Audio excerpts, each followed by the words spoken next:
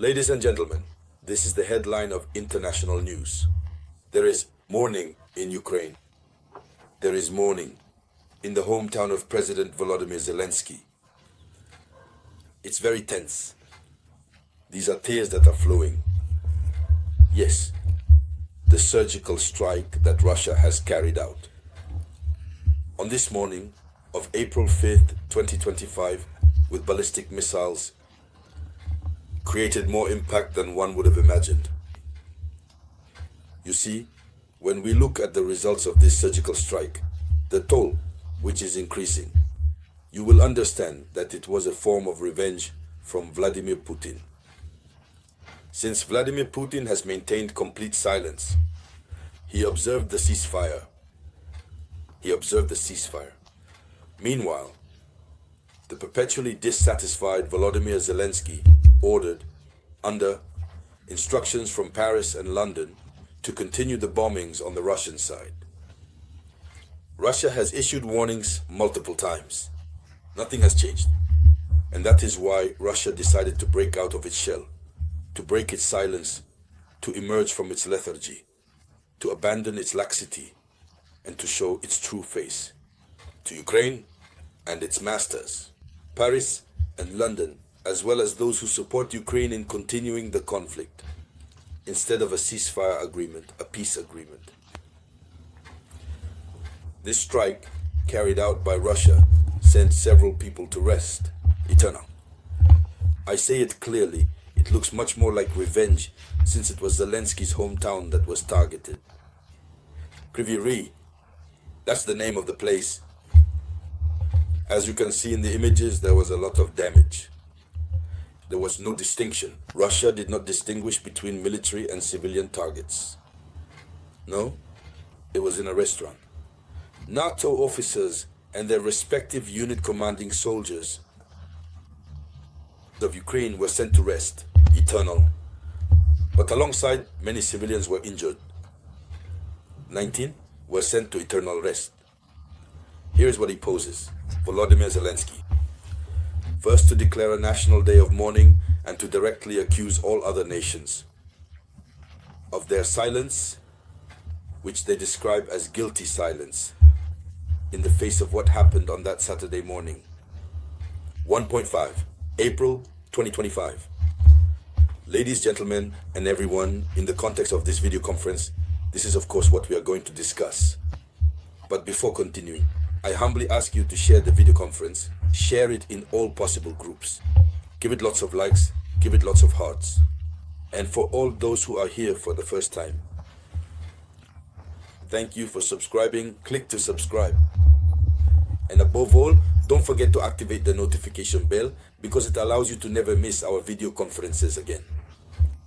Let's dive deep, ladies, gentlemen, and everyone. It's a lot pity. It's too much pity. Let's go. To begin, April 6, 2025 was declared a national day of mourning in Ukraine in memory of the victims of what happened in Kiri. That is the hometown of Volodymyr Zelensky. The announcement was made by the Deputy Prime Minister in charge of Reconstruction and Minister of Local and Territorial Development, Oleksiy Kuleba. He said this: all regional centers of Ukraine, large and small municipalities, stand with Kiri. From Kiev to Odessa, from Kramatorsk to Uzhhorod, flags will be lowered in the cities and silence will prevail. As a result of the ballistic missile attack and the Shahed missile, 64 people were injured, 74 people were wounded, and 19 were sent to rest, eternal. Among them were 9 children who were victims of the aggressor. Here are the words of the Deputy Prime Minister on the situation in Kiri. It must be said that for a very long time, there have been cases of being sent to rest, eternal rest. There have been many cases of injuries in several other localities in Ukraine. A day of bathing. The national city has never been declared, has never been decreed. Why this time? Because, obviously, the city is strategic.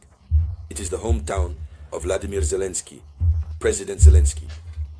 It's as if Russia was saying, well, okay, since he keeps making a fuss, we will show his parents, since it is his parents who live there, we will show his parents that they need to advise the young man.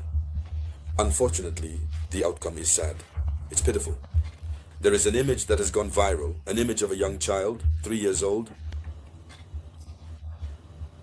who was there playing. And then afterwards, he went to eternal rest. He could not survive his injury. May God have mercy on his soul. So, it's like saying that war is not good. It takes a lot of effort to take away peace. So, in light of this situation, share the video conference with me. Please give it a lot of likes. Share the video conference. Yes. In this situation, Zelensky is very upset with his allies. Zelensky described it as dangerous. The silence on Russia's responsibility for the attack on Kiri, his hometown. He says it's a dangerous silence on Russia's responsibility, because this silence encourages the aggressor country to continue the war and ignore diplomacy. You see, Zelensky always puts himself in a position of accusing Russia, accusing Vladimir Putin, forgetting his own faults. When they were recently attacking Russia, they congratulated themselves. They attack the infrastructure, and then afterwards, they come out, they claim it, they congratulate themselves. And Putin came out to issue a warning. Even we have issued warnings. Many journalists, even from Western media, warned Zelensky, saying, well, obviously, what Zelensky is doing is not a good thing. He is violating the ceasefire. But in the end, what happened? In the end, Russia, after 1,000 warnings, Russia comes out and cries. Zelensky emphasized that Russia must be held accountable for all its actions, and pressure must be applied on Russia. Real pressure and not a waste of time in raw talks. So, Zelensky is giving up on talks. He wants pressure to be put on Russia, real pressure. And when he talks about real pressure, he means the authorization he was given to strike deep into Russian territory. And that's what he has been doing lately. So, through this latest paradigm, from Zelensky's words, we understand that the man no longer wants peace talks. He says it's a waste of time in raw talks. Then we must move on to concrete actions. And these concrete actions, according to him, involve mobilization. First, rearm Ukraine.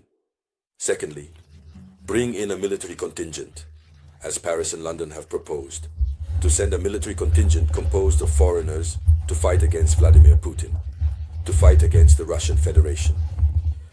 So, ladies and gentlemen, here is the sad news from international affairs. Therefore, please share this video conference as much as possible. I will be back shortly with more news. This was the voice of your one and only samurai.